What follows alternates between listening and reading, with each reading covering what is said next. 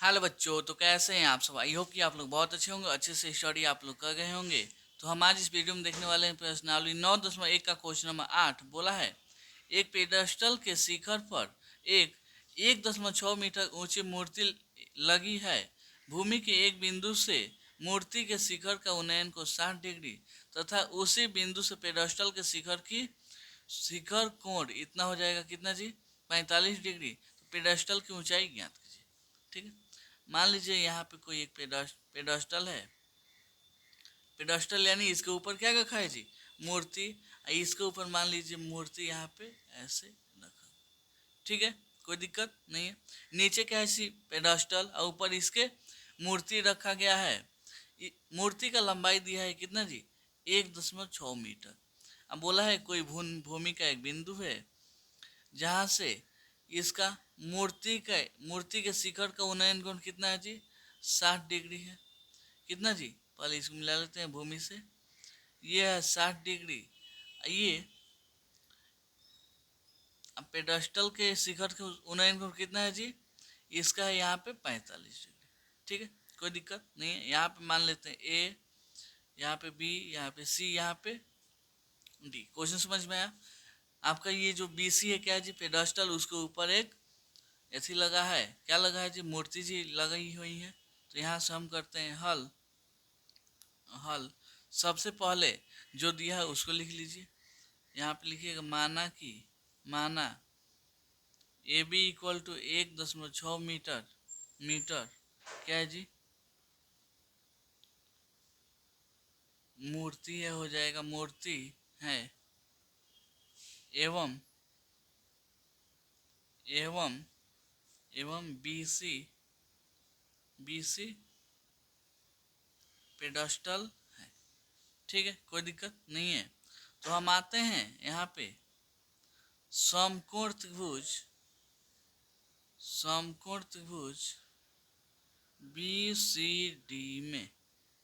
ठीक है, समकोण त्रिभुज ये वाला कोण हो जाएगा, ये वाला भुजा मतलब लंब, ये वाला आधार। ठीक है, आधार यानी बेस।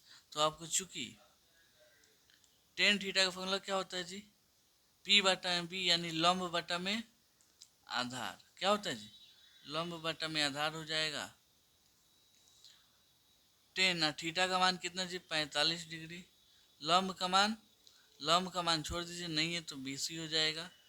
और यहाँ पे ये आधार कितना है जी, सी डी है तो सी डी। 3 45 का मान कितना होता है जी, एक। बी सी यहाँ पे सी डी, नीचे कुछ नहीं तो एक है। बी सी में एक से गुणा होगा तो बी सी, या सी डी में एक से गुणा होगा तो सी डी। मतलब बी सी और सी डी दोनों आपस में क्या है जी, बराबर है। इसको ले लीजिए समीकरण 1। अब आते हैं बड़े वाले त्रिभुज में ए सी डी में। तो यहाँ पे लिखते हैं समकोण त्रिभुज ए सी डी में। इसमें भी देखनिया है तो ये वाला लंब हो जाएगा, ये वाला नीचे वाला क्या हो जाएगा जी, आधार। तो लिखते हैं चूंकि tan theta equal to, formula क्या होता है जी, लंब बटा में आधार टेन। और थीटा का मान कितना जी, बड़ा वाला कोण के लिए ये वाला थीटा का मान हो जाएगा आपका 60 डिग्री। तो 60 लिख दीजिए।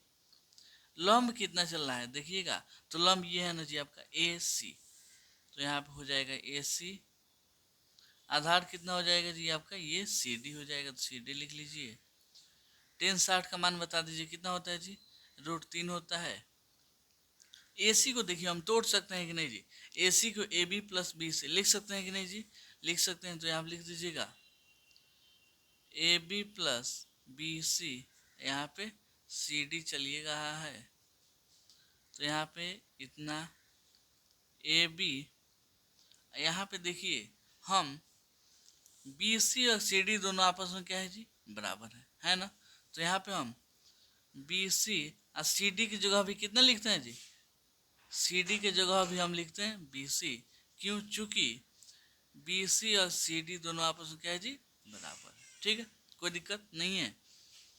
यहाँ पे देखिएगा अब, तो यहाँ पे हो जाएगा √3। ए बी का मान कितना है जी, ए बी का मान देखिए यहाँ पे मूर्ति कितना दिया है जी, 1.6। तो 1.6 हो जाएगा BC बटा में BC, गुणा कीजिए तिरछा तिरछी, BC में √3 से गुणा होगा तो √3 BC हो जाएगा। यहाँ पे इस पूरा में 1 से गुणा होगा तो वही हो जाएगा इतना, ठीक है। यहाँ पे √3 BC, ये BC प्लस में इधर गया तो माइनस में हो जाएगा, यहाँ बचा 1.6, ठीक है। इसको हम थोड़ा ऐसे करते हैं, हाँ। यहाँ पे देखिएगा, यहाँ पे इन दोनों में हम BC कॉमन कर सकते हैं कि नहीं बोलिए, तो यहाँ पे BC बाहर निकल गया, यहाँ पे आ जाएगा √3 है, यहाँ पे 1 तो हो जाएगा √3 माइनस 1, यहाँ पे 1.6 चलिएगा, चलने दीजिए। BC इक्वल टू कितना 1.6, यहाँ पे √3, यहाँ पे माइनस, गुणा में था इधर आगे तो भाग में, इसको प्रमेयीकरण करने के लिए इसमें प्रमेयीकरण कर दीजिए।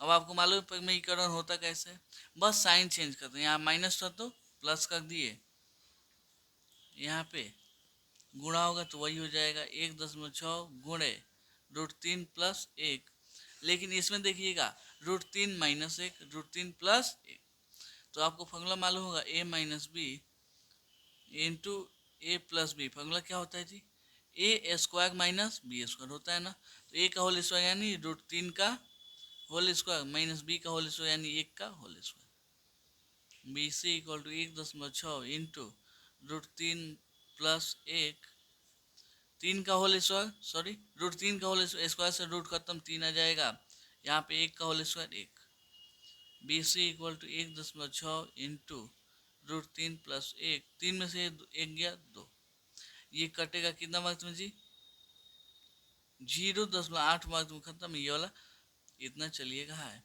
तो आपका यहाँ BC का मान कितना गया 0.8 इंटू √3 प्लस 1, तो यहाँ पे हम लिख सकते हैं BC क्या था जी, तो यहाँ पे अतः पेडस्टल की